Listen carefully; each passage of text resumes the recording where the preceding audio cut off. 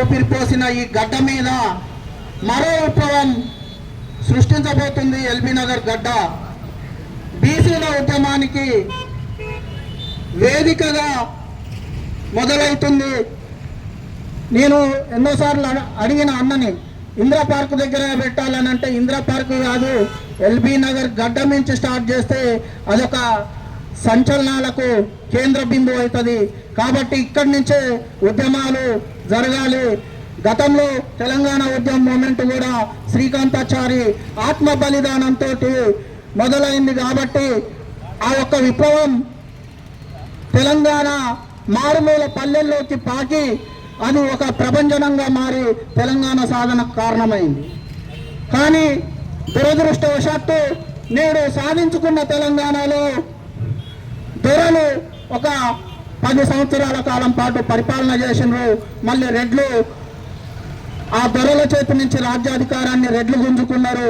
ఆ రెడ్ల చేతుల నుంచి బీసీలు గుంజుకోవాల్సిన సమయం ఆసన్నమైంది.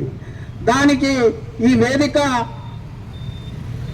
ఒక ఉద్యమ స్ఫూర్తిని రగిలిస్తూ రాబోయే కాలంలో ఈ ఎల్బీ నగర్ గడ్డ రగిలించే బీసీ ఉద్యమ స్ఫూర్తి కాశ్మీర్ నుండి కన్యాకుమారి వరకు అది పెను సంచలనంగా మారి ఈ దేశం మొత్తం కూడా బీసీల హక్కుల కోసం గర్జించే నినాదంగా ఎల్బీ నగర్ గడ్డ ఉంటుంది.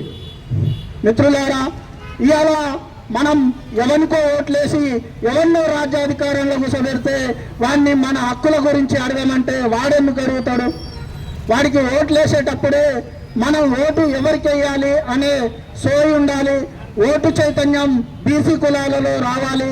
ఓటు చైతన్యం ఒకవైపు ఓటు చైతన్యాన్ని తీసుకువస్తున్నే ఒకవైపు ఉద్యమ చైతన్యాన్ని ముందుకు తీసుకుపోవడానికి సోషల్ జస్టిస్ పార్టీ ఈ 2 రకాలుగా ఒక పక్క బీసీల రాజ్యాధికారం కోసం బీసీ ఉద్యమాన్ని రగిలిస్తూ ఒకవేళ బీసీ రాజ్యాధికారం వస్తే ఎవడో బీసీ ముఖ్యమంత్రిని చేస్తా అంటే అది అటువైపు మల్లకుండా సోషల్ జస్టిస్ పార్టీగా ఈ బీసీ ఉద్యమాన్ని మళ్ళీ మనమే మలుచుకునే క్రమంలో ఈరోజు సోషల్ జస్టిస్ పార్టీ నిరంతరంగా బీసీ రాజ్యాధికారం కోసం బీసీల మెజార్టీ ప్రజలైన ఈ తెలంగాణలో కానీ ఈ దేశంలో కానీ మెజార్టీ ప్రజలైన బీసీల కోసం సామాజిక న్యాయం జరగాలనే దృఢ సంకల్పంతో బీసీలతో పాటు ఎస్సీ ఎస్టీలకు కూడా సామాజిక న్యాయం బీసీ రాజ్యాధికారంలో జరుగుతుంది అనే దృఢ సంకల్పంతో ముందుకు పోతుంది.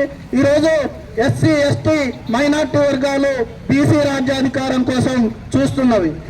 ఈ బీసీ రాజ్యాధికారంలో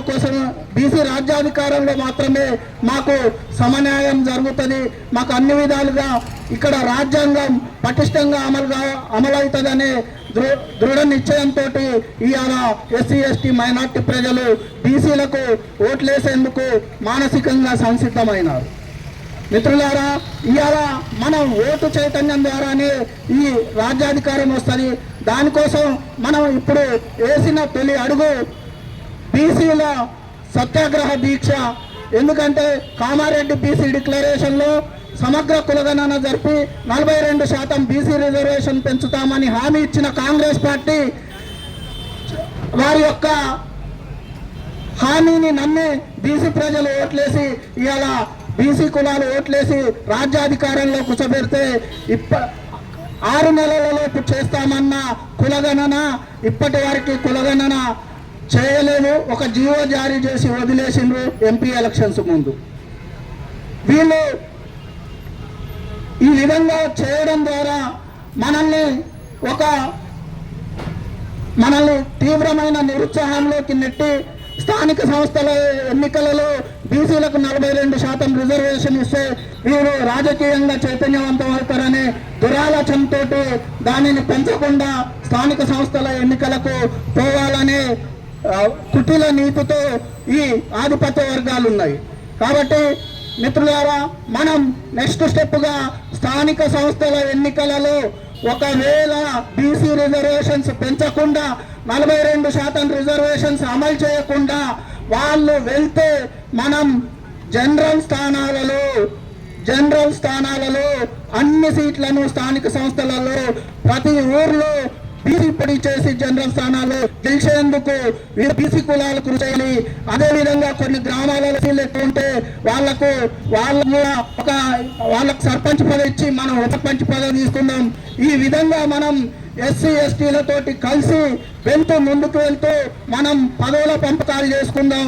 ఒక ఎంపీటీసీ ఉంటుంది, జెడ్పీటీసీ ఉంటుంది, సర్పంచ్ ఉంటుంది, ఈ 4 పదవులు పంచుకోవడం మనం సక్సెస్ కాగలిగితే గ్రామంలో ఉన్న మెజార్టీ కులాలల్లో ఒకరికి సర్పంచ్ ఇద్దాం, ఒకరికి ఉప సర్పంచ్ ఇద్దాం, ఇంకో కులానికి ఎంపీటీసీ ఇద్దాం. మొత్తం గ్రామంగా మండలంగా యూనిట్ తీసుకుంటే ఇంకో దానికి జడ్పీటీసీ ఇచ్చి మనం ఒక పక్క వ్యూహరచన చేసుకుంటేనే ఒక ఇటు ఉద్యమాన్ని ముందుకు తీసుకుపోతుంటేనే బీసీలను రాజకీయ చైతన్యం, రాజకీయ ప్రాతినిధ్యం ద్వారానే బీసీల హక్కులు నెరవేరుతాయని మనం చాటు చెప్తాం. మనం రాజ్యాధికారమే కీ పాయింట్. మన రాజ్యాధికారంలో కూర్చుంటే మనం ఎన్నైనా సాధించవచ్చు.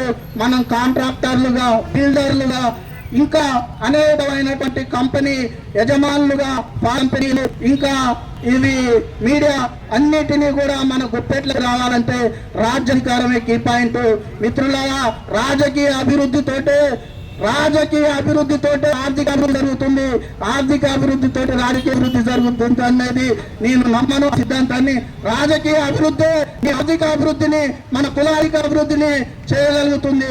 ధన్యవాదాలు అవకాశం ఇచ్చిన పెద్దలను.